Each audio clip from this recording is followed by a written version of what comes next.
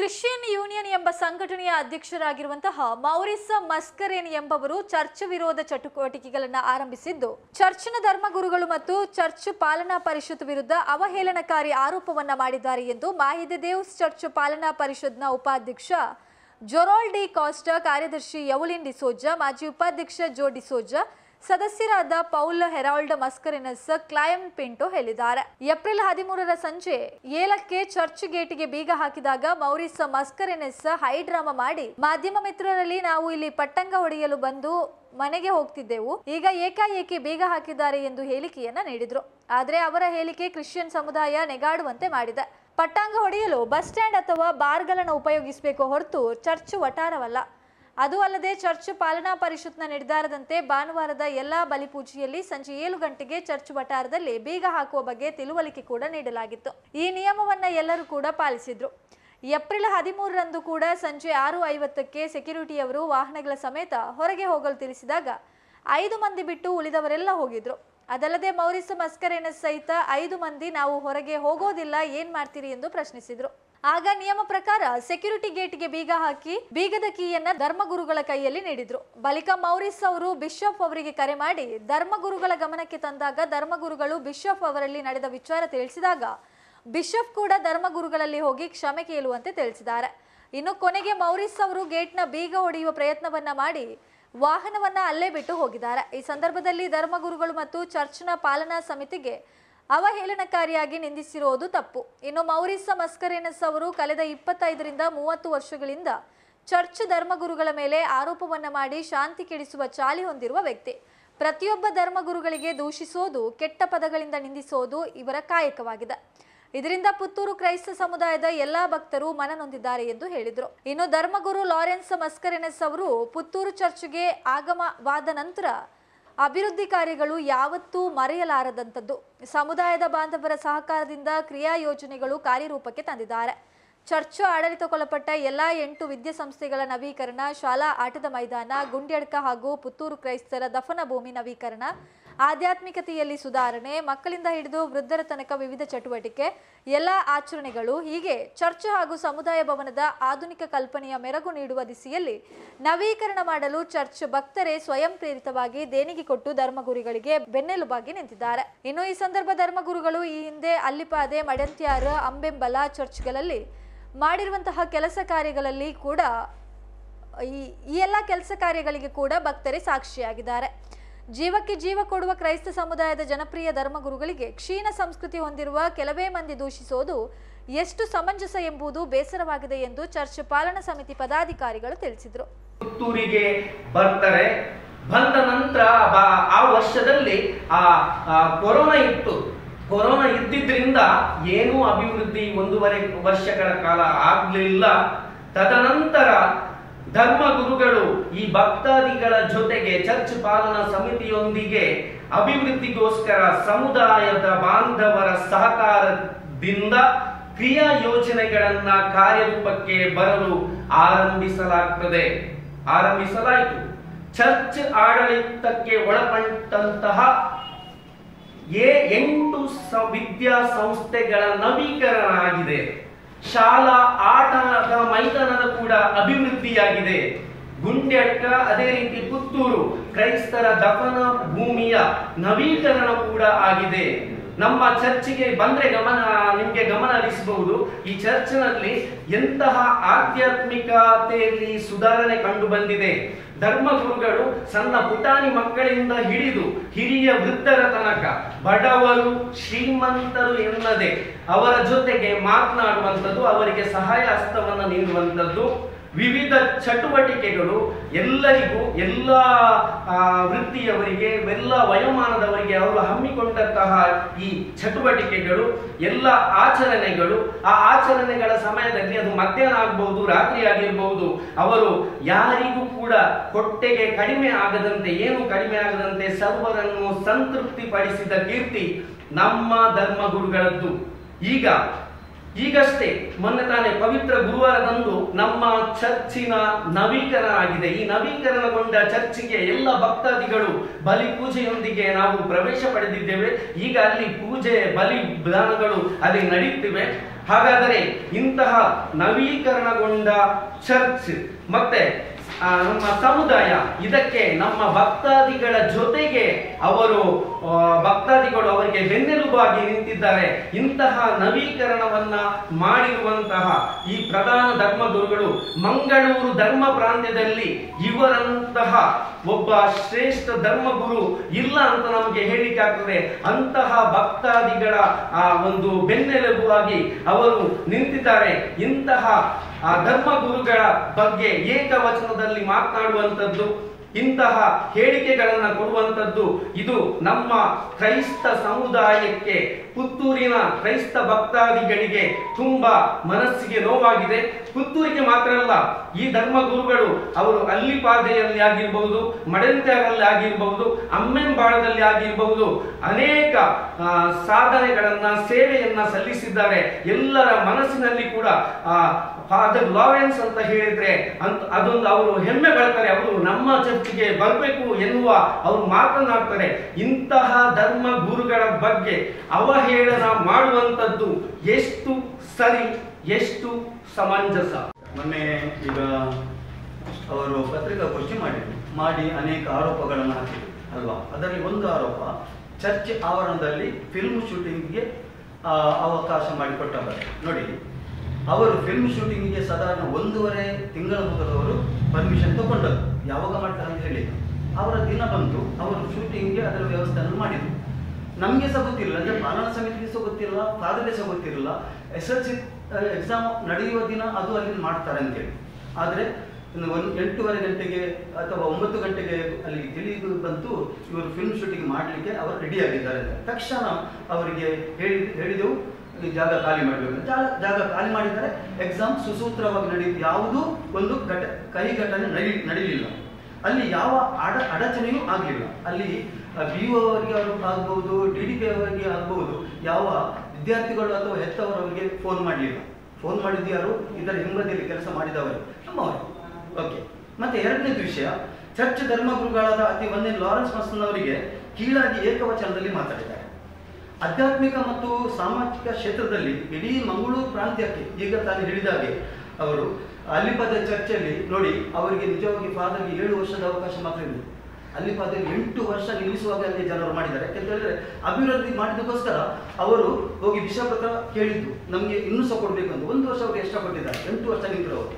ಹಾಗೆ ಅವರು ಮಡಂತ್ಯಾರ್ನಲ್ಲಿ ಎಷ್ಟು ದೊಡ್ಡ ಚರ್ಚ್ ಕಟ್ಟಿದ್ರು, ಎಷ್ಟು ದೊಡ್ಡ ಹಾಲ್ ಕಟ್ಟಿದ್ರು, ಎಂಥ ಒಂದು ಅಭಿವೃದ್ಧಿಯಲ್ಲಿ ಆಗಿದೆ, ಅಲ್ಲಿ ಜನರು ಅದಕ್ಕೆ ಸಾಕ್ಷಿ. ಅಮ್ಮೆಂಬಳದಲ್ಲಿ ಅವರು ಜಾಸ್ತಿ ಸಮಯ ನಿಲ್ಲಿಲ್ಲ. 1, 2, 3 ವರ್ಷದಲ್ಲಿ ಅವರು 3 ವರ್ಷದಲ್ಲಿ ನಿಂತಾಗುವಾಗ ಬಿಷಪ್ ಅವರ ರಿಕ್ವೆಸ್ಟ್ ಮಾಡಿದ್ರು, ನೀವು ಪುತ್ತೂರಿಗೆ ಹೋಗ್ಬೇಕು ಅಂತೇಳಿ. ಪುತ್ತೂರಿಗೆ ಧೈರ್ಯವಾಗಿ ಬಂದರು. ಬಂದ ನಂತರ ಇಲ್ಲಿ ಎಷ್ಟು ಅಭಿವೃದ್ಧಿ ಆಯಿತು ಈಗ ತಾನೇ ನೀವು ಕೇಳಿದ್ದೀರಿ. ಆದುದರಿಂದ ಅಲ್ಲಿ ಅಲ್ಲಿಪಾದೆ ಆಗಿರ್ಬೋದು ಅಥವಾ ಮಡಂತ್ಯಾರ ಆಗ್ಬೋದು ಅಥವಾ ಅಮ್ಮೆಂಬಳಲ್ಲಿ ಆ ಭಕ್ತರ ಸಾಕ್ಷಿ ಅಲ್ಲಿ ಎಷ್ಟು ಅಭಿವೃದ್ಧಿ ಆಗಿದೆ ಅಂತ ಹೇಳಿ. ಮತ್ತು 13/4/24 ಚರ್ಚಿಗೆ ಗೇಟ್ ಹಾಕುವ ಬಗ್ಗೆ ಒಂದು ವಿಷಯ ಬಂತು. ಅಲ್ಲಿ ಚರ್ಚ್ ಪಾಲನಾ ಸಮಿತಿಯ ಪರಿಷತ್ನ ನಿರ್ಧಾರದಂತೆ ಭಾನುವಾರದ ಎಲ್ಲ ಬಲಿ ಪೂಜೆಗಳಲ್ಲಿ ಸಂಜೆ 7 ಗಂಟೆಗೆ ಚರ್ಚ್ ವಠಾರದ ಗೇಟ್ ಬೀಗ ಹಾಕುವ ಬಗ್ಗೆ ತಿಳುವಳಿಕೆ ನೀಡಲಾಯಿತು ಎಲ್ಲ ಭಕ್ತಾದಿಗಳಿಗೆ. ಎಲ್ಲರೂ ನಿಯಮ ಪಾಲಿಸಿದ್ರು. ಒಳಗಿದ್ದವರು 6:50ಕ್ಕೆ ಅವರ ಗಾಡಿ ತೆಗೆದ್ರು. ಈ 5 ಮಂದಿ ಮಾತ್ರ, ಯಾರು ಅಲ್ಲಿ ಒಳಗೆ ಇದ್ದವರು 5 ಮಂದಿ ಮಾತ್ರ, ನಾವು ತೆಗೆದು ಹಠ ಸಾಧಿಸಿ ನಾವು ತೆಗೆಯುವುದಿಲ್ಲ, ಏನು ಮಾಡ್ತೇವೆ ನೋಡೋಣ, ಹೊರಗೆ ಹೋಗುವುದಿಲ್ಲ ಅಂತ ಸವಾಲು ಹಾಕಿದ್ರು. ಈ ನಮ್ಮ ವಾಚ್ಮೆನ್ ಹೋದ್ರು, ಗಾಡಿ ತೆಗೆದಿ ಅಂತ 6:50ಕ್ಕೆ ಕೇಳಿದ್ರು, ಹೋಗುದ್ರು ಅಂತ ಹೇಳಿದ್ರು. ಅವರು ಹೇಳಿದಾಗೆ ಬೀಗ ಹಾಕಿದ್ರು, ಕೀಯನ್ನು ತಂದು ನಮ್ಮ ಫಾದರ್ ಕೈಯಲ್ಲಿ ಕೊಟ್ಟರು. ಅಲ್ಲಿ ಮುಗಿತು. ಅಷ್ಟಾಗುವ ಮತ್ತೆ ಏನಾಯ್ತು ನಿಮ್ಗೆ ಗೊತ್ತುಂಟು. ಬಿಷಪ್ಗೆ ಕಂಪ್ಲೇಂಟ್ ಮಾಡಿದ್ರು. ಬಿಷಪ್ ನಮ್ಮ ಹತ್ರ ಕೇಳಿದ್ರು. ಬಿಷಪ್ ಹತ್ರ ನಾವು ತೆಗಿಲಿಕ್ಕೆ ನಾವು ತಯಾರಿದ್ದೇವೆ, ಇಲ್ಲಿ ಬರಬೇಕು, ಸಾರಿ ಹೇಳಬೇಕು, ನಾಳೆಯಿಂದ ಬರುದಿಲ್ಲ ಅಂತೇಳಿ ಅವ್ರು ಹೇಳಿ ಹೋದ್ರೆ ನಾವು ಬೀಗ ತೆಗಿತೇವೆ ಅಂತ ಹೇಳಿ. ಎಸ್, ಬಿಷಪ್ ಹೋಗಿದ್ರು. ಬಿಷಪ್ರು ಅವರಿಗೆ ಹೇಳಿದ್ರು, ಹೋಗಿ ರಿಕ್ವೆಸ್ಟ್ ಮಾಡಿ ಬೀಗ ತೆಗೆದು ಹೊರಗೆ ಹೋಗಿ. ಅವರು ಬರಲಿಲ್ಲ. ಸಂಚಾರಿ ಪೊಲೀಸ್ನವರು ಬಂದರು, ಫೋನ್ ಮಾಡಿ ಕೇಳಿದ್ರು. ಆಗ ಅದನ್ನು ಉತ್ತರ ನಾವು ಕೊಟ್ಟೆವು, ಇಲ್ಲ ಅವರು ಬಂದು ಇಲ್ಲಿ ಕೇಳಬೇಕು, ತಪ್ಪೊಪ್ಪಿಗೆ ಮಾಡಬೇಕು, ನಂತರ ನಾಳೆಯಿಂದ ಅವ್ರು ಬರಬಾರ್ದು, ಇವತ್ತಿಗೆ ಒಂದು ಎಕ್ಸೆಪ್ಷನ್ ಕೊಡಬಹುದು ಅಂತೇಳಿ. ಬರಲೇ ಇಲ್ಲ. ನಂತರ ಅಲ್ಲಿಂದ ಹೊರಗಿಂದ ಯಾರೋ ಇಬ್ಬರು ಅವರನ್ನು ಗೇಟ್ ಹಾರಿಸಿದ್ರು. ಮತ್ತೆ ಬೀಗವನ್ನು ಹೊಡೆದು ಅಪರಾಧ. ಬೀಗ ಹೊಡೆಯುವುದಂದ್ರೆ ಅಪರಾಧ ಕೆಲಸ. ಬೀಗ ಹೊಡಿಲಿಕ್ಕೆ ಟ್ರೈ ಮಾಡಿದ್ರು.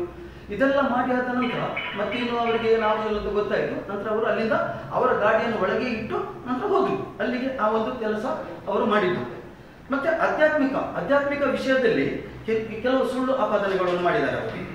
20 ಜನರ ತಂಡ ಅಂದ್ರೆ ಆ ದಿವಸ ಅಲ್ಲಿ ಆಧ್ಯಾತ್ಮಿಕ ಅವರೊಂದು ನಾಟಕವನ್ನು ನಾಟಕ ಮಾಡಿ ಆದ ನಂತರ ಒಬ್ಬ ಅಂಗವೈಕಲ್ಯಗಳು ಇದರಿಂದ ಫಾದರ್ ಇದರಲ್ಲಿ ನಮ್ಗೆ ಏನು ಮೆಸೇಜ್ ಇಲ್ಲ ಅಂತ ಹೇಳಿದಾಗ ಅವರು ಸ್ವಲ್ಪ ಅಷ್ಟು ವಿದ್ಯಾವಂತರಲ್ಲ. ಆಗ ಹಲ್ಲೆ ಮಾಡಿದ್ದಾರೆ ಅವರ ಮೇಲೆ? ಇಲ್ಲ, ಹಲ್ಲೆ ಮಾಡಲಿಲ್ಲ. ಅವ್ರಿಗೆ ಕಾಲರ್ ಮಾತ್ರ ಇಟ್ಟರು. ಅಂದ್ರೆ ಹೀಗೆ ಅವರು ನಮ್ಮ ಚರ್ಚ್ಗೆ ಬಂದವರು, ಹಲ್ಲೆ ಮಾಡ್ಲಿಕ್ಕೆ ಅವರಿಗೆ ಆಗ್ಲಿಲ್ಲ. ಇದು ಇವರು ಹೇಳ್ತಾರೆ ಹಲ್ಲೆ ಮಾಡಿದ್ರು ಎತ್ತಿದ್ರು ಅಂತ ಹೇಳಿ, ಆಯ್ತಲ್ಲ. ಅಷ್ಟಾಗುವಾಗ ಏನಾಯ್ತು, ನೆಕ್ಸ್ಟ್ ಡೇ ಇದನ್ನೇ ಒಂದು ಟ್ರಂಪ್ ಆಗಿ ತಗೊಂಡು ಅಂದ್ರೆ ಅದನ್ನು ಎನ್ಕ್ಯಾಶ್ ಮಾಡಲಿಕ್ಕೆ ಬಂದರು. ಒಂದು 20 ಮಂದಿ ಬಂದರು ಫಾದರ್ಗೆ ಅಟ್ಯಾಕ್ ಮಾಡ್ಲಿಕ್ಕೆ ಅಂತೇಳಿ ಅವರ ರೂಮಿಗೆ ಬಂದರು. ಫಾದರ್ ಎಂತ ಮಾಡಿದ್ರು, ಅವರನ್ನು ಒಬ್ಬೊಬ್ಬರನ್ನು ನಿಮ್ಮ ಸಮಸ್ಯೆ ನೋಡಿ, ನಿಮ್ಮ ಕುಟುಂಬದ ಸಮಸ್ಯೆ ನೋಡಿ, ಮೊದಲು ಹೋಗಿ ಪಾಪ ವಿವೇಚನೆ ಮಾಡಿ ನಿಮಗೆ ದೇವರು ಒಳ್ಳೇದು ಮಾಡ್ತಾರೆ ಅಂತ ಹೇಳಿ ಒಬ್ಬೊಬ್ಬರನ್ನೇ ಕಳಿಸಿ. ಅದು ಹೋದ ನಂತರ ಅವ್ರದ್ದು ಸುದ್ದಿ ಇಲ್ಲ. ಇದು ಮೊನ್ನೆ ಸುದ್ದಿ ಬಂದ ನಂತರ ಈ ಸುದ್ದಿಗೋಷ್ಠಿಯಲ್ಲಿ ಮಾತ್ರ, ಯಾಕಂತ ಹೇಳಿದ್ರೆ ಅಂಥದ್ದು ಯಾವುದು ಘಟನೆಗಳಲ್ಲಿ ನಡೀಲಿಲ್ಲ. ಇಷ್ಟು ವಿಷಯಗಳನ್ನು ನಾವು ಅವರು ಮೊನ್ನೆ ನಮಗೆ ಆರೋಪ ಮಾಡಿದ್ದಕ್ಕೆ ನಾವು ಅದನ್ನು ಈಗ ನಾವು ಸ್ಪಷ್ಟೀಕರಣ ಕೊಡಲಿಕ್ಕೆ ನಾವಿಲ್ಲಿ ಇದ್ದೇವೆ. ಇದು ನಮ್ಮ ಇದು ಎಂಥದ್ದು ಸ್ಪಷ್ಟೀಕರಣ. ಇಲ್ಲೊಂದು ವಿಷಯ ಏನಂದ್ರೆ, ಚರ್ಚ್ ಪಾಲನಾ ಅಧ್ಯಕ್ಷರು, ಉಪಾಧ್ಯಕ್ಷರು ಮತ್ತೆ ಸೆಕ್ರೆಟರಿ ಆಗಬೇಕಾದ್ರೆ ಕೆಲವು ನಿಯಮಗಳಿವೆ, ಷರತ್ತುಗಳಿವೆ. ವಿದ್ಯಾರ್ಥಿಯಲ್ಲಿ ಕನಿಷ್ಠ SSLC ಆಗಿರಬೇಕು ಅಂತ ಇದೆ, ಉತ್ತೀರ್ಣರಾಗಿರಬೇಕು ಅಂತ.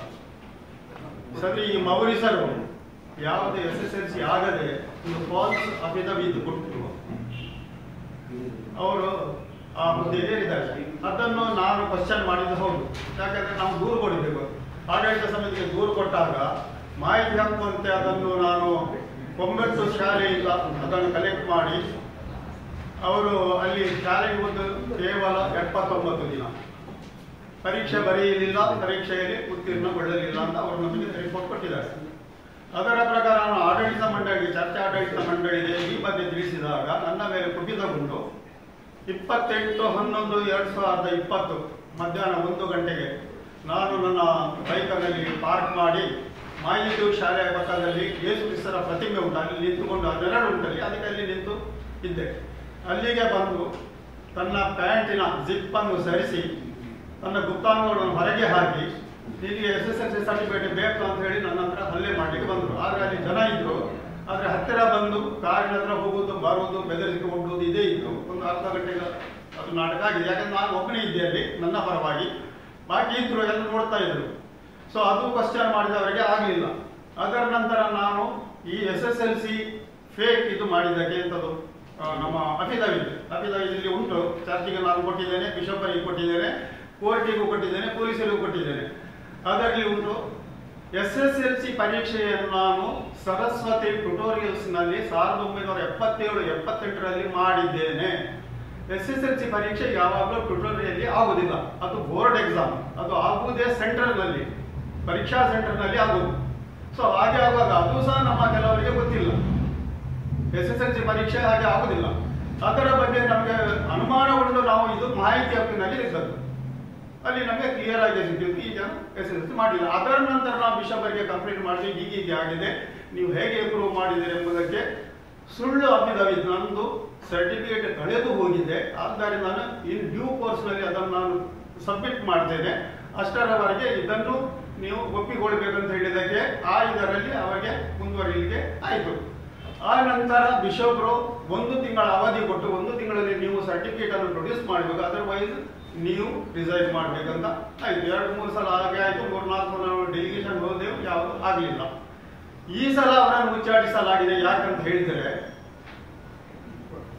ಕಿಕ್ಕಿರಿದ ಸಭೆಯಲ್ಲಿ, ಅಂದ್ರೆ ನಮ್ದು 85-87 ಮಂದಿ ಇದ್ದಾರೆ ಕಮಿಟಿಯಲ್ಲಿ.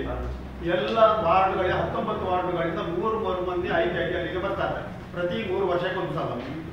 ಆ ಸಭೆಯಲ್ಲಿ ಇವರು ಏಕವಚನದಲ್ಲಿಯೂ ನಿನಗೆ ತುಳಿತೇನೆ ಹೀಗೆಲ್ಲ ಮಾಡಿದ್ದಕ್ಕೆ ಅಲ್ಲಿಯೇ ಜನರೆಲ್ಲ ಸೇರಿ, ಸದಸ್ಯರು ಸೇರಿ ಬಿಷಪ್ರಿಗೆ ಕಂಪ್ಲೇಂಟ್ ಮಾಡಿ ಆಮೇಲೆ ಅವರು ಹೇಳಿದ್ರು, ಹಾಗಾದ್ರೆ ಅವನನ್ನು ಉಚ್ಚಾಟಿಸಬೇಕಾದರೆ ಇದು ಮಾತ್ರ ನಮಗೆ ಸಾಕಾಗುವುದಿಲ್ಲ, ನೀವು ವೋಟಿಂಗ್ ಮಾಡಿ ಅಂತ ಹೇಳಿದಕ್ಕೆ 52 ವೋಟು ಎಗೇನ್ಸ್ಟ್ ಆಗಿ ಬಿತ್ತು. ಅದರ ಪ್ರಕಾರ ಅವರನ್ನು ಉಚ್ಚಾಟಿಸಲಾಯಿತು ಕಳೆದ ವರ್ಷ. ಅವ್ರು ಹೇಳ್ತಾರಲ್ಲ, ನಾನು ರಾಜೀನಾಮೆ ಕೊಟ್ಟೆ, ಪ್ರತಿಭಟನಾತ್ಮಕ ಅದು ಇದು ಬರಲ್ಲ.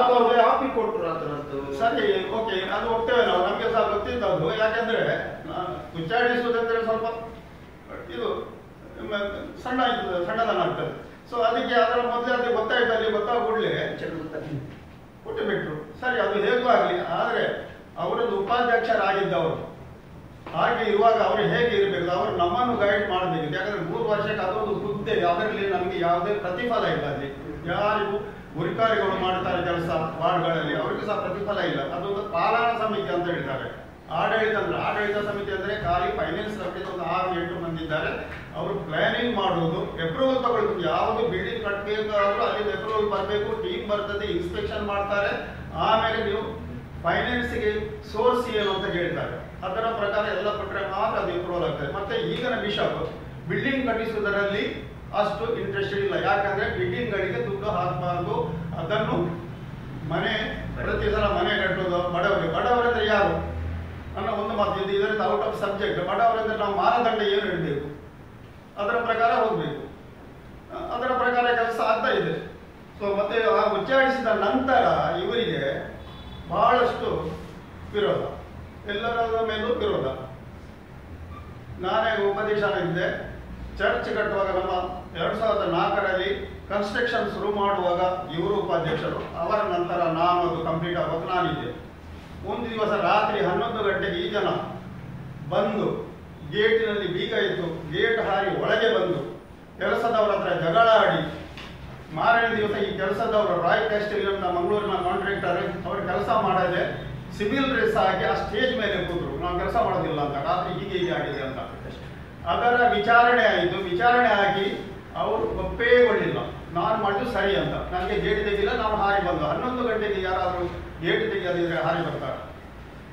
ಇದರಲ್ಲಿ ಬಿಷಪ್ ಅವರಿಗೆ ಒಂದು ಪನಿಷ್ಮೆಂಟ್ ಕೊಟ್ಟರು. ಲಾಸ್ಟ್ ಅಂದ್ರೆ ನಮ್ಮ ರಿಪೋರ್ಟ್ ಪ್ರತಿ ಸಲ ರಿಪೋರ್ಟ್ ಹೋದ ನಂತರ ಒಂದು ಕಾಪಿ ಅವರ ರಿಮಾರ್ಕ್ ಹಾಕಿ ವಾಪಸ್ ಬರ್ತದೆ. ಸೀರಿಯಲ್ ನಂಬರ್ ಇದಕ್ಕೆ ಕೊಟ್ಟಿದೆ, ಸೀರಿಯಲ್ ನಂಬರ್ 5ಕ್ಕೆ ಹೀಗೆ ಆಗಿದೆ, ಅಥವಾ ಇದಕ್ಕೆ ನೀವು ಏನು ಮಾಡ್ತಾ ಇದ್ದೀರಿ, ನೀವು ಏನು ಮಾಡಿದಿರಿ ಎಂಬುದಕ್ಕೆ ಒಂದು ಬರ್ತದೆ. ಸೊ ಅದರಲ್ಲಿ ಏನಾಯಿತು, ಇವರು ರೈಟಿಂಗ್ ನಲ್ಲಿ ಕ್ಷಮೆ ಕೇಳಿದ ವಿನಃ ಇವರಿಗೆ ಮುಂದಿನ ಸಭೆಗಳಿಗೆ ಬರಲಿಕ್ಕೆ ಅವಕಾಶ ಇಲ್ಲ ಅಂತ ಹೇಳಿದ್ರು. ಅದನ್ನು ಫಾದರ್ ಬೋನವೆಂಚರ್ ನಜರತ್ ಅಂತ ಇದ್ರು. ಆ ಟೈಮಲ್ಲಿ ಧರ್ಮಗುರುಗಳು 2 ವರ್ಷ ನಿಂತದ್ದು. ಈಗ ಅವರು ಮಿಲಾಕ್ರಿಸ್ನಲ್ಲಿದ್ದಾರೆ. ಅವರು ಕರೆದು ಅವರಿಗೆ ಪರ್ಸನಲಿ ಹೇಳಿದ್ರು. ನಮ್ಮದರಲ್ಲಿ ಒಂದು ಎದುರುಗಡೆ ಯಾವ್ದು ಹೇಳಿದ್ರೆ ಪರ್ಸನಲಿ ಹೇಳುದು. ಯಾಕಂದ್ರೆ ಅದು ಕೆಲವರಿಗೆ ಒಳ್ಳೇದಾಗುದಿಲ್ಲ, ಅದಕ್ಕೆ ಬೇಕು ಎಲ್ಲರ ಮುಂದೆ ಹೇಳಿದ್ರು ಹಾಗೆ ಅಂತ ಹೇಳಿ ಅವರು ಕರೆದು ಹೇಳಿದ್ರು. ಹೇಳಿದ್ದಕ್ಕೆ ನಾನು ಕೊಡುವುದಿಲ್ಲ, ನಾನು ನೋಡುವ ಏನಾಗ್ತದೆ ಅಂತ. ಹಾಗಾಗಿ ಆ ಮೀಟಿಂಗ್ಗೆ ಇವರು ಬಂದರು. ಫೈನಾನ್ಸ್ ಕಮಿಟಿ ಮೀಟಿಂಗ್ಗೆ ಬಂದಾಗ ಪ್ರೇಯರ್ ಆಯಿತು, ವೆಲ್ಕಮ್ ಆಯಿತು. ಫಾದರ್ ಹೇಳಿದ್ರು, ನಿಮಗೆ ಹೇಳಿದ್ದೆ ನಾನು, ಅದರ ಪ್ರಕಾರ ಒಂದು ಕೊಟ್ಟು ಬಿಡಿ ಅಂತ. ಇಲ್ಲ, ನಾನು ಕೊಡುವುದಿಲ್ಲ ಅಂತ.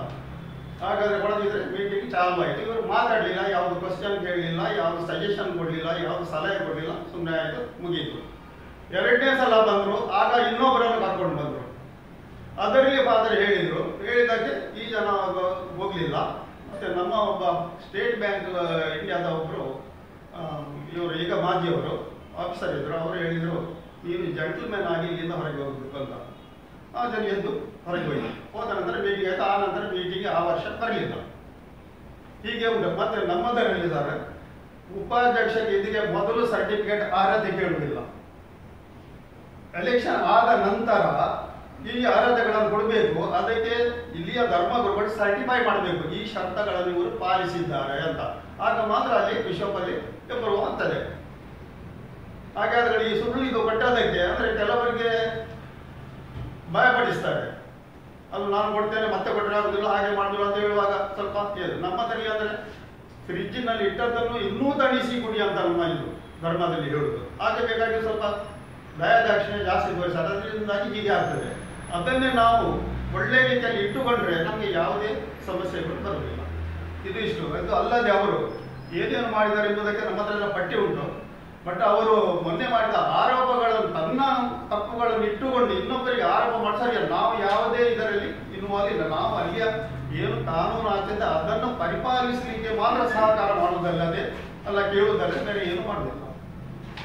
ಈ ಘಟನೆ ಮೊದಲು 8 ಗಂಟೆ ಇದು ಚರ್ಚಿಗೆ ನಾವು 8 ಗಂಟೆಗೆ ಅಂತ ಮೊದಲು ನಿಗದಿ ಆಗಿತ್ತು.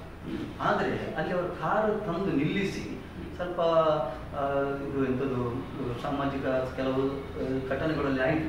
ಚರ್ಚ್ ಮತ್ತೆ ಹೊರಗಿನವರು ಬರುವುದು, ಎಲ್ಲಿದೆಯಾ ಅಂತ ಕೇಳುವಾಗ ನನಗೆ ಚರ್ಚಿಗೆ ಇಟ್ಟಿದ್ರೆ ಬನ್ನಿ ಅಂತೇಳಿ ಚರ್ಚಿನ ಕಾಂಪೌಂಡಿಗೆಲ್ಲ ಕರೆದು ಸ್ವಲ್ಪ ಅಲ್ಲಿ ಅಡಚಣೆ ಮಾಡುವಂಥ ಕೆಲಸ ಆಯಿತು. ಮತ್ತು ಅಲ್ಲಿ ಕೆಲವರು ಚರ್ಚಿಗಿಂದ ಪ್ರೇಯರ್ಗೆ ಬರ್ತಾರಲ್ಲ, ಅವರಿಗೆ ಸಹ ಮುಜುಗರ ಆಯಿತು, ಅವರು ಕಂಪ್ಲೇಂಟ್ ಮಾಡಿದ್ರು. ಆದರೆ ಅದನ್ನು ಹಾಗೆ ಇತ್ತು. ಈಗ ಏನಾಗಿದೆ ಅಂತ ಹೇಳಿದ್ರೆ, ಮೊನ್ನೆ ಘಟನೆಗಳಾಯ್ತಲ್ಲ, ಆಗ ನಮ್ಮ ಎಲ್ಲ ಸದಸ್ಯರು ಹೇಳಿದ್ರು, ನಮ್ಮವರೇ ನಮಗೆ ಒಂದು ವೇಳೆ ಈ ರೀತಿ ಆರೋಪ ಮಾಡಿದರೆ ಅಂಥವರಿಗೆ ನಾವು ಇದು ಕೊಡಬಾರ್ದು. ಏನಾಯಿತು, ಎಂತೆಂಥ ಅವರು ಹೀನಯ ಶಬ್ದಗಳಿಂದ ನಮ್ಮ ಚರ್ಚ್ ಪಾಲನಾ ಸಮಿತಿಗೆ ಅವರು ಇದು ಮಾಡಿದ್ರು. ಎಂಥದ್ದು ಈಗ ಪ್ರೇಯರ್ಗೆ ಬಂದರೆ ಏನ್ ಮಾಡ್ತೀರಿ? ಅವ್ರು ಪ್ರೇಯರ್ ಇಲ್ಲ 7 ಗಂಟೆ ನಂತರ. 7 ಗಂಟೆ ಅಂದ್ರೆ ಅವ್ರು 7 ಗಂಟೆ ನಂತರ ನಮ್ಮ ಪ್ರೇಯರ್ ಸರ್ವಿಸ್ ಇಲ್ಲ ನೋಡಿ. ನಮ್ಮದು ಒಂದು ಗಂಟೆ ಹೊಡೆಯುವ ಸಂಪ್ರದಾಯ ಉಂಟು. 7 ಗಂಟೆಗೆ ಗಂಟೆ ಹೊಡಿದಂತೆ ನಿಮ್ಮ ಮನೆಗಳಲ್ಲಿ ಪ್ರಾರ್ಥನೆ ಮಾಡಿ, ಅದಕ್ಕೆ ಆ ಗಂಟೆ ಇರುದು. ಬೆಳಿಗ್ಗೆ ನೋಡಿ 5ವರೆಗೆ ಬರ್ತದೆ. ಆಗ 7 ಗಂಟೆಯಲ್ಲಿ ಅವರ ಮನೆಗೆ ಹೋಗಿ ಪ್ರಾರ್ಥನೆ ಮಾಡಬೇಕು. ಇದು ಮೊದಲಿಂದ ಸಂಪ್ರದಾಯ. ಆದರೆ ಇದೇ ಇಲ್ಲಿ ಒಂದು ಸ್ವಲ್ಪ ನಾವು ಹೇಳ್ತೇವಲ್ಲ, ಅಡ್ಜಸ್ಟ್ಮೆಂಟ್ ಅಂತ ಇರ್ತಲ್ಲ. ನಮ್ಮ ಕೆಲ ಯುವಕರು ಬರ್ತಾರೆ, ಕೂತ್ಕೊಳ್ತಾರೆ. ಅಲ್ಲಿ ಸ್ಟೇಜ್ ಒಂದಿತ್ತು, ಅಲ್ಲಿ ಮೊದಲು ಅಲ್ಲಿ ಕೂತ್ಕೊಳ್ತಾ ಇದ್ರು 9-10 ಗಂಟೆ ತನಕ. ಫಾದರ್ಗಳು ಕ್ರಮೇಣ ಬಂದು ಆ ಸ್ಟೇಜಿನಲ್ಲಿ ಕೂತ್ಕೊಳ್ಳೋದು ನಿಲ್ಲಿಸಿದ್ರು. 8 ಗಂಟೆ ತನಕ ಕೂತ್ಕೊಂಡು ಅವರು ಸ್ವಲ್ಪ ಅದೇ ಪಟ್ಟಾಂಗ ಹೊಡಿದು ಅಂತ ಹೇಳ್ತಾ ಇದ್ರು, ಅದನ್ನು ನಿಲ್ಲಿಸಿದ್ರು. ಈಗ ಮೊನ್ನೆ ಮಾತ್ರ ಕಡಕ್ ಕೇಳಿದ್ರು, ಇಲ್ಲ 7 ಗಂಟೆಗೆ ಬಂದ್ ಮಾಡಬೇಕು. ಅಂದ್ರೆ 7 ಗಂಟೆ ಅಂದ್ರೆ ಚರ್ಚಿಗೆ ಬರೋದು ತೀರಾ ಕಡಿಮೆ. ಇವರೇ ಬಂದು ಅಲ್ಲಿ ಸ್ವಲ್ಪ ಗೊತ್ತಾಯ್ತಲ್ಲ, ಕೂತ್ಕೊಂಡೆಲ್ಲ ಪಟ್ಟಾಂಗ ಎಲ್ಲ ಹೊಡೆಯುವುದು, ಅಲ್ಲಿ ಸ್ವಲ್ಪ ಆಯ್ತಾರ ಘಟನೆ ನಡೀತಾ ಇತ್ತು. ಅದನ್ನು ಮನಗಂಡು ಮಾಡಿದ್ರು 7 ಗಂಟೆಗೆ ಅಂತ. ಅಂದ್ರೆ ಅವರು ಆರೋಪ ಮಾಡಿದ್ದೆ. ಪಟ್ಟಾಂಗ ಹೊಡಿದು ತಪ್ಪೇನಲ್ಲ. ಹೌದು, ತಪ್ಪು. ಪಟ್ಟಣ ಏನು ವಿಶೇಷ ಇಲ್ಲ. ಯಾಕಂದ್ರೆ ಒಂದು ಧಾರ್ಮಿಕ ತಾಣ ಅದು ಅಲ್ವಾ, ಅಲ್ಲಿ ನೆಮ್ಮದಿ ಸಿಗುತ್ತೆ, ಅಲ್ಲಿ ಕೂತ್ಕೊಂಡು ಮಾತಾಡ್ತಾರೆ, ಇದಷ್ಟು ಅಲ್ಲ.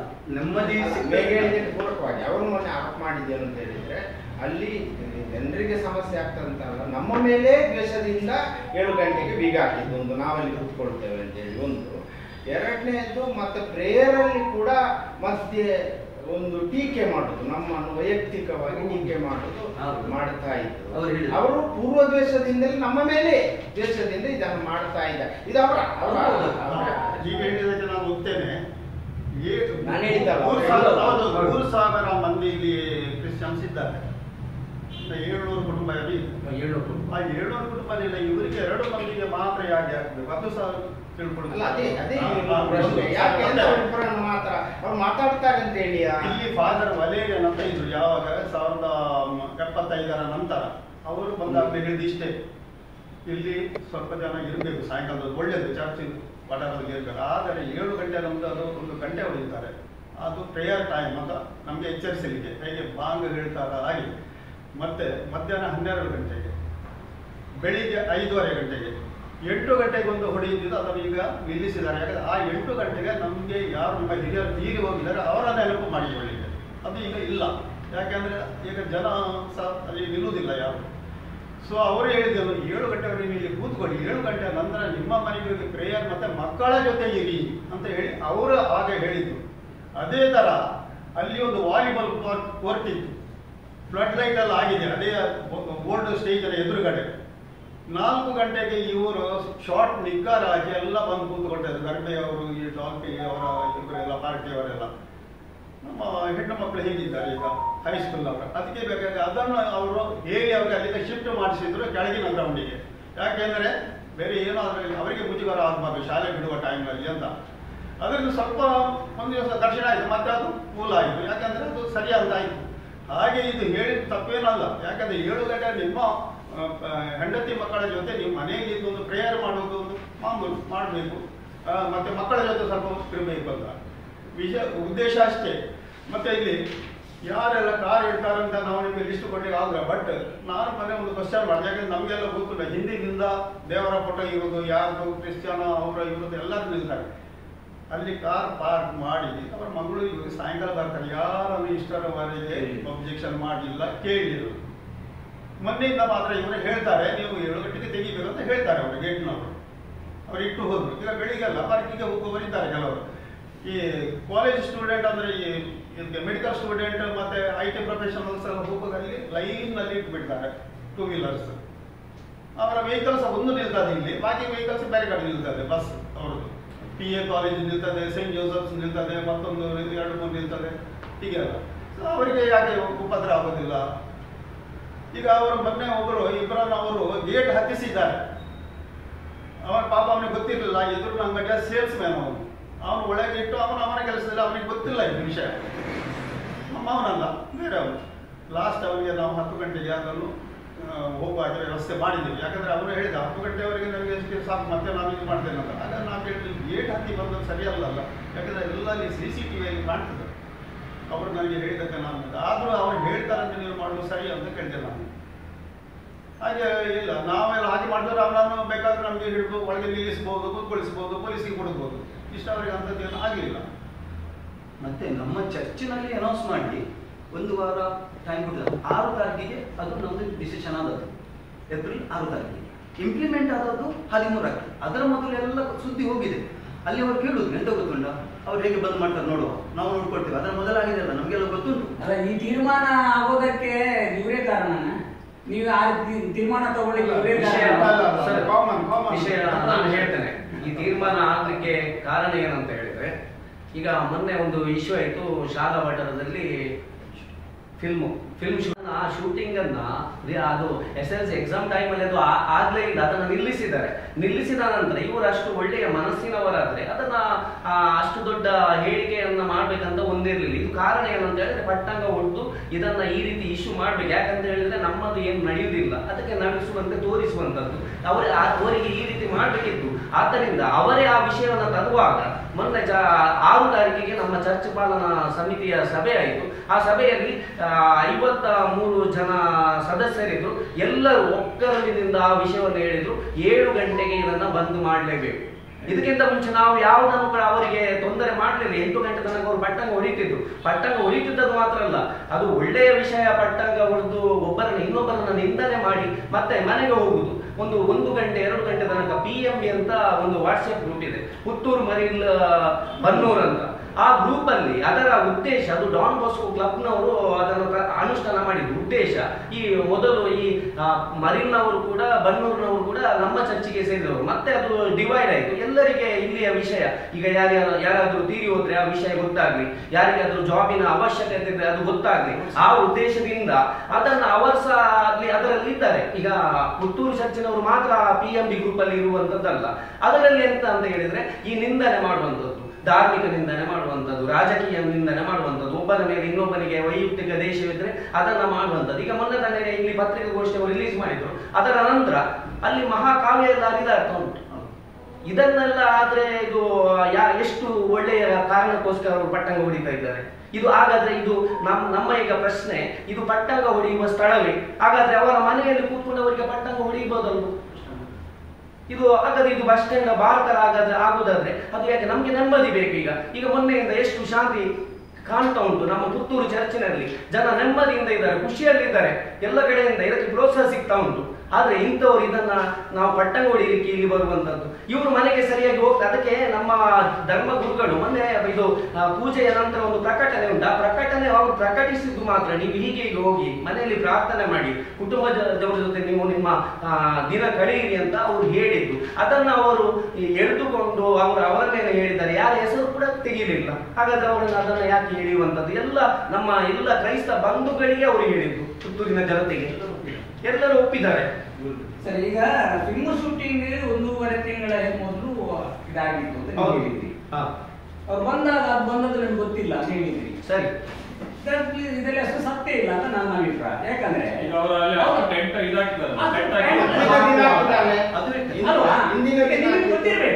ಯಾಕಂದ್ರೆ ನೀವು ಪಾಲನಾ ಸಮಿತಿ ಅಥವಾ ಧರ್ಮಗುರುಗಳಿಗೆ ಗೊತ್ತಿರಬೇಕು, ಅವರ ವ್ಯಾಪ್ತಿಯಲ್ಲಿ ಇರುವಂತದ್ದು ಮಾಡಿದಾಗ ಗೊತ್ತಿಲ್ಲ ಅಂತ ಹೇಳ್ಬೇಕು. ನಾವು ಹೇಳ್ತೇವೆ ಇವಾಗ ಅಲ್ಲಿ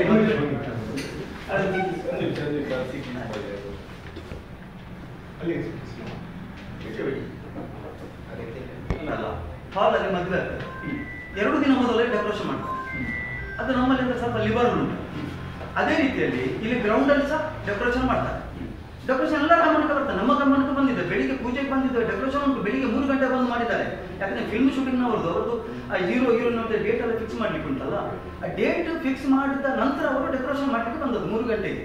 ಮಾಡಿ ಆದ ಮೇಲೆ ನಿಮಗೆ ಸೆಕ್ಷನ್ ಇದ್ದದ್ದು ಗೊತ್ತಿರಲಿಲ್ವಾ? ಅಲ್ಲ ಹೇಳ್ತೇನೆ, ಡೆಕೋರೇಷನ್ ಮಾಡಿದ ಕೂಡ ಅವರು ಶೂಟಿಂಗ್ ಮಾಡ್ತಾರೆ ನಮ್ಗೆ ಗೊತ್ತಿರಲಿಲ್ಲ. ಡೆಕೋರೇಷನ್ ನಾವು ಯಾವಾಗಲೂ ಮಾಡಿದ್ರೆ ನಮಗೆ ಸಮಸ್ಯೆ ಆಗೋದಿಲ್ಲ. ಡೆಕೋರೇಷನ್ ಮಾಡ್ಬೋದು. ಡೆಕೋರೇಷನ್ ಮಾಡಿ ಆದ ಮೇಲೆ ಇದು 8:15 8:45 ನನಗೆ ಸರಿ ಗೊತ್ತಿಲ್ಲ ಟೈಮು. ಆ ಟೈಮಲ್ಲಿ ಅವರು ಬಂದ್ರಂತೆ. ಬಂದ ಕೂಡಲೇ ಅದೆಲ್ಲ ಗೊತ್ತಾಯಿತು. HM ನವರು ಹೇಳಿದ್ರು, BO ನವರು ಬಂದರು, ಹೇಳಿದ್ರು ಅದೆಂತದಾಗ್ತಾ ಉಂಟು, ಇಲ್ಲ ಮಾಡ್ಲಿಕ್ಕಿಲ್ಲ. ಫಾದರ್ಸ್ ಬಂದರು, ಅದು ನಿಲ್ಲಿಸಿದ್ರು. ಅವರು ಹೀಗೆ ಮಾಡಿ ಹೋದ್ರು, ಎಲ್ಲ ಖಾಲಿ ಮಾಡಿದ್ರು. ಎಕ್ಸಾಮಿಗೆ ಒಂದು ತೊಡಗು ಆಗಲಿಲ್ಲ. ಅಂದ್ರೆ ಅಲ್ಲಿ 3 ವಿದ್ಯಾರ್ಥಿಗಳನ್ನು ಹೊರಗೆ ಗೇಟಿಂಗ್ ಹೊರಗೆ ಇಡ್ಲಿಲ್ಲ, ಅಲ್ಲಿ ಎಕ್ಸಾಮ್ ಹಾಲಿಗೆ ಬಂದಿದ್ದಾರೆ.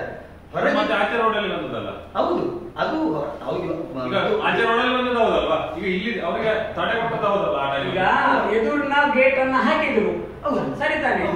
ಆಗ ನಿಮ್ಮ ಗಮನಕ್ಕೆ ಬರಲಿಲ್ಲ ಅದು? ಅಲ್ಲ, ಹೊರಗಿನ ಬರ್ಬೇಕಿತ್ತಲ್ಲ. ಈಗ ಅದು ಶಾಲೆಯ ಗ್ರೌಂಡ, ಚರ್ಚಿನ ಗ್ರೌಂಡ? ಅದಂದ್ರೆ ಏನಾಗಿದೆ ಅಂತ ಹೇಳಿದ್ರೆ, ಅಲ್ಲಿ BO ಅವರು ಸ್ಟಾಪ್ ಮಾಡ್ಲಿಕ್ಕೆ ಹೇಳಿದ್ರಲ್ಲ, ಅಂದ್ರೆ ಯಾರು ಬರಬಾರ್ದು ಅಂತ ಗೇಟ್ ಹಾಕಿದ್ರು. ಹೌದು, BO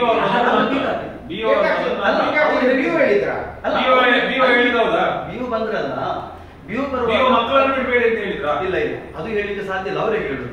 BO ಬಂದಾದ್ಮೇಲೆ ನಿಲ್ಲಿಸ್ಬೇಕಂತ HM ಮತ್ತೆ ಫಾದರ್ ಬಂದ್ರು. ಅಲ್ಲಿ ಫಾದರ್ ಬಂದು ನಿಲ್ಲಿಸ್ಬೇಕಂತ ಹೇಳಿದ್ರು. ಎಲ್ಲರೂ ಕಳಿಸಿದ್ರು. ಮತ್ತೆ ಅವ್ರು ಒಳಗೆ ಬರಬಾರ್ದು, ಅದಕ್ಕೆ ಬೀಗ ಹಾಕಿದ್ರು. ಮತ್ತೆ 3 ಸ್ಟೂಡೆಂಟ್ ಬರ್ಲಿಕ್ಕೆ ದಾರಿ ಇಲ್ಲ ಅಂತ ಹೇಳಿ ಹೊರಗಿಂದ ಬಂದು ನಮ್ಗೆ ಅದರ ಸುದ್ದಿ ಮಾಹಿತಿ ಇಲ್ಲ. ಅಲ್ಲ, ಅದು ಆ ಸಮಸ್ಯೆ ಆದ ಯಾಕೆ? ಅಲ್ಲಿ ಶೂಟಿಂಗ್ ನಡೀತಾ ಉಂಟು, ಅದಕ್ಕೆ ನೀವು ಮಕ್ಕಳನ್ನು ಬಿಡಬಾರ್ದು ಅಂತ ಹೇಳಿ ಮಕ್ಕಳನ್ನು ತಡೆ ಹೊಟ್ಟಿದ್ದು ಯಾಕೆ? ಅಲ್ಲಿ ಆಗಲಿಲ್ಲ ಆ ಟೈಮ್. ಅಲ್ಲ, ಆಗಿದೆ. ಅದಕ್ಕೆ ನಮಗೆ ಪೇರೆಂಟ್ಸ್ ನಮಗೆ ದೂರ ಮಾಡಿದ್ದಾರೆ. ನಮಗೆ ಬರಲಿಕ್ಕೆ ಆಗಿಲ್ಲ ಸರ್, ಎಕ್ಸಾಮ್ ಮಕ್ಕಳನ್ನ ನಾವು ಸುತ್ತು ಬಳಸಿ ಹೋಗ್ಬೇಕಾಯ್ತು ಅಂತ ನಮಗೆ ದೂರ ಮಾಡಿದ್ದಾರೆ. ಅಲ್ಲಿಯ ಶಾಲೆಯ ಮಕ್ಕಳಲ್ಲ ಅಲ್ಲ,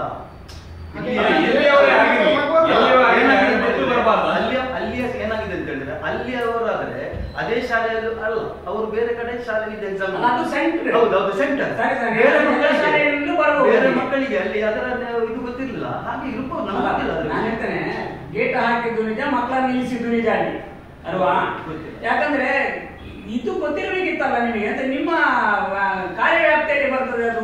ಒಬ್ಬ ಶೂಟಿಂಗ್ ಮಾಡ್ತಾರೆ, ಶೂಟಿಂಗ್ ಮಾಡುವಾಗ ಅದು SLC ಪರೀಕ್ಷಾ ದಿನ ಮಾಡ್ತಾರೆ ಅಂತ ಹೇಳಿದ್ರೆ ಅದು ನಮಗೆ ಗೊತ್ತಿಲ್ಲ ಅಂತ ಹೇಳಿದ್ರೆ ಏನಲ್ಲ. ಈಗ ಪಾಲನಾ ಸಮಿತಿ ಅದನ್ನೆಲ್ಲ ಎನ್ಕ್ವೈರಿ ಮಾಡ್ಲಿಕ್ಕೆ ಇಲ್ವಾ? ಈಗ ಮೊದಲಿನ ದಿನ ಒಂದು ನಿಮ್ಮ ವ್ಯಾಪ್ತಿಯಲ್ಲಿ ಇದು ಅಂಗಡಿ ಈಗ ವಿದ್ಯಾರ್ಥಿಗಳಿಗೆ ಅಡಚಣೆ ಅಲ್ಲಿ ಶಾಲೆ ಸೆಂಟರ್ಗೆ ಹೋಗುವಾಗ ಆಗಿರುವುದಂತೂ ಹೌದು, ಆಗಿದೆ.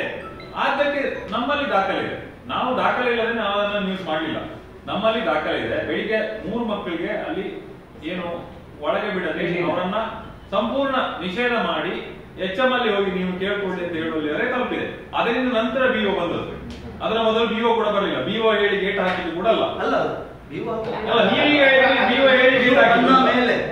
ಬಂದ ಮೇಲೆ ಗೇಟ್ ಹಾಕಿದ್ದು, BO ಅವರು ಹೇಳಿ ಗೇಟ್ ಹಾಕಿದ್ದು ಈಗ ಹೇಳ್ತೀರಿ ಅಲ್ಲ ಅಂತೇಳಿ. ನಿಮ್ಮಲ್ಲೇ ಗೊಂದಲ ಇದೆ, ಅದನ್ನು ನೀವು ಮೊದಲು ಸರಿ ಮಾಡ್ಕೊಳ್ಳಿ. ಗೊಂದಲ ಅಲ್ಲ, BO ಅವರು ಅಲ್ಲಿ ಇದ್ರು. HM ಹತ್ರ ಕೇಳುದು. ಈಗ HM ಯಾರು? ನನ್ನ ಮಿಸ್ಸಸ್. ನಾನು ಹೇಳ್ತೇನೆ ನಿಮಗೆ, ಸರಿಯಾಗಿ ಹೇಳ್ತೇನೆ. HM ಹತ್ರ ಕೇಳಿದ್ರು, ಇದು ಎಂತ ಆಗ್ತಾ ಉಂಟು ಅಂತೇಳಿ. ಗೊತ್ತಿಲ್ಲ ಅಂತೇಳಿ ನೋಡುವಾಗ ಅಲ್ಲಿ ಶೂಟಿಂಗ್ ಜನ ಬಂದಿದ್ದಾರೆ. ಅಲ್ಲ, HM ಗೊತ್ತಿಲ್ಲ, ಗೊತ್ತಿರ್ಲಿಲ್ಲ, ರೋಸ್ಲಿನ್ ಮೇಡಮ್ ಗೊತ್ತಿರ್ಲಿಲ್ಲ. ಆಮೇಲೆ ಅವರು ಹೋಗಿ ಕೇಳ್ತಾರೆ. ಕೇಳುವಾಗ ಅವ್ರಿಗೆ ಮತ್ತೆ ಗೊತ್ತಾದ ತಕ್ಷಣ ಅವ್ರು ಬಂದು ನಿಲ್ಲಿಸಿದ. ಅವರು ಫಾದರು ಅಲ್ಲ, ನಮಗೆ ಗೊತ್ತಿರುವ ಫಾದರು ಅಲ್ಲ, ಇವರಲ್ಲ, ಇವರು ನಿಲ್ಲಿ. ರೋಸ್ಲಿನ್ ಮೇಡಮ್ ಅವರು ಎಕ್ಸಾಮ್ ಆಗ್ತಾ ಇದೆ, ಈಗ ನೀವು ಇಲ್ಲಿ ಮಾಡೋದು ಸರಿಯಲ್ಲ ಅಂತ ಹೇಳಿ ಸ್ಥಗಿತ ಮಾಡಿದ್ದು. ಆದರ್ಶ ಬಂದಿದ್ದಾರೆ. ಮತ್ತೆ ಗೊತ್ತಿದ್ದ ಪ್ರಕಾರ ಸರ್, ಅದು ಕೇಳಿದ್ದು ಹೌದು, ಇವರು ಪರ್ಮಿಷನ್ ಕೊಟ್ಟದ್ದು ಹೌದು, ಫಾದರ್ ಹೇಳಿದ್ರು. ಬಟ್ ಅವ್ರು ಅದೇ ದಿವಸ ಬರ್ತಾರೆ ಅಂತ ಅವರು ಹೇಳಿದ್ರು.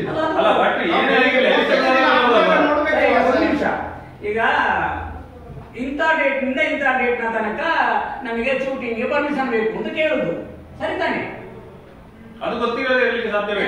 ಇಡೀ ದಿವಸ ಮಾಡ್ತೇವೆ ಅಥವಾ ಇಡೀ ವರ್ಷ ಮಾಡ್ತೇವೆ ಅಂತ ಏನ್ ಮಾಡಲ್ಲ. ಒಂದು ದಿವಸ ಒಂದು ಡೇಟ್ ಕೊಟ್ಟಿರ್ತಾರೆ ಅವರು ಕೂಡ, ಅದು ಗೊತ್ತಿರ್ಬೇಕಿತ್ತಲ್ಲ. ಅದು ಅಲ್ಲೇ ಆವರಣದಲ್ಲಿ ಶಾಲೆ HM ಕೂಡ ಗೊತ್ತಿರ್ಬೇಕಲ್ಲ, ಅದ್ಯಾಕೆ ಗೊತ್ತಿಲ್ಲ?